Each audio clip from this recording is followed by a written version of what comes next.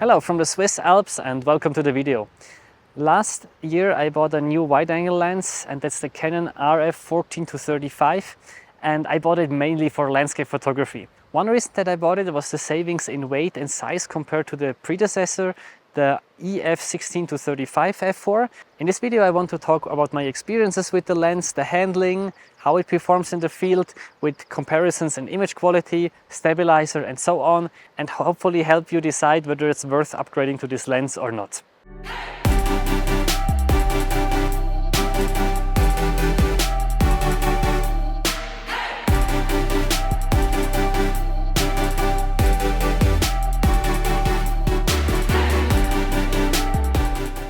So the RF14-35 obviously only works with mirrorless cameras from Canon. So if we want to adapt an EF lens, we always need to include this adapter. So I will kind of include this in the calculations that I do for the weight and for the size of the lenses.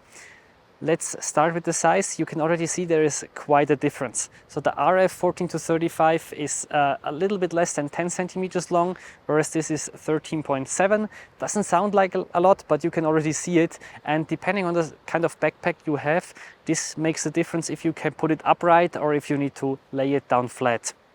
The next thing, and even more important, is the savings in weight. This one comes at 540 grams. This one here is 615, plus with the adapter it's 725. And you can really feel a bit the difference if you have them in your hands. They're also constructed a bit differently. So on the EF16-35, it's an internal zoom, so the length always stays the same. This one here is the shortest, around 20 millimeters, and then as you zoom in or out, it kind of extends, which allows a smaller build factor, but it also means that at least theoretically it's a bit more prone to dust or water if you photograph when it's raining. Of course, there are also some elements that both lenses share. So both have a 77mm filter thread, both have image stabilization. They have a slightly different focal range, and this is quite important actually. This one is 16-35 and the RF is 14-35. Personally, I'm usually quite fine with 16-35. I would have rather preferred if they would have added these extra millimeters in the longer end, like a 16-40 or something. But I need to say, last year I was once happy when I was taking some pictures of the night sky and I did some star trails about having a bit more on the wide angle, and the difference between 16 and 14 millimeters is actually quite noticeable. You can see this here.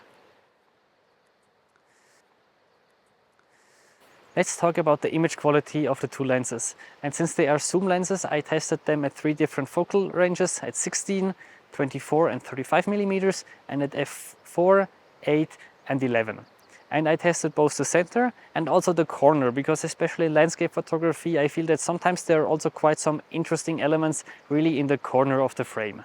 So let's start with this scene that I was taking at 16 millimeters at f4. And in the overall scene, we don't see big differences. So let's zoom in the center of the frame.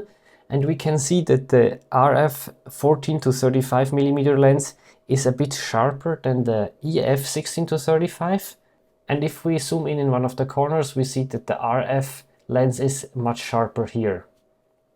If we stop down to f8, we see less vignetting. And if we look in terms of sharpness, we see that both lenses are sharper at f8 and at f4 in the center of the image, which was expected, and even more in the corner.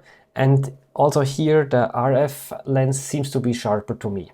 And I know that it can be a bit difficult to see the differences very well here because of the compression that YouTube applies. So I also put a link in the video description to a Dropbox folder where I stored all the screenshots in 4K uncompressed. So let's close the aperture a bit more and the final test at f13. And here I have the feeling the images are actually a bit less sharp than at f8, which is most likely just because of the diffraction that we start seeing, especially on a high resolution camera like the R5. And here in the center they look more or less the same. And even in the corner of the frame, I don't see big differences anymore. Let's look at the lens performance at 24 millimeters. We will again start at f4. And in the center of the image, I feel like the RF lens is performing a bit better. And if I go to the corner, there is not a huge difference, but the RF lens just seems to somehow resolve a bit more details. If we stop down to f8, we have a similar pattern. even though I think the gap is kind of closing and the difference between the EF and RF lens is not so big anymore. And finally, if we stop down to f13, I can see virtually no difference anymore, both in the image center and in the corner. Finally, the last test at 35 millimeters. To be honest, a focal length that I don't use so often. And if we look at f4 here in the center of the image, I don't see big differences between the two lenses. In the corner, I can see that the RF lens is a bit sharper, but it's not a day to night difference. If I stop down to f8, again, the difference will be smaller, to the point where I really have actually trouble seeing a big difference between the EF and the RF lens. And finally at f13, I think both look very similar and very good in sharpness. I would be very surprised if you can really see a difference there in the real world. So overall you can see that the RF14-35 has the edge, especially if we move a little bit more to the edge or to the corners of the frame, but the difference is also not crazy. These tests were all done on an R5. If you have a camera with less megapixels, such as an R8 or an R6 Mark II or an R3, the differences between the two lenses will be less pronounced. I cannot say much about the autofocus performance of the two lenses because, frankly speaking, this is not so important for me for landscape photography.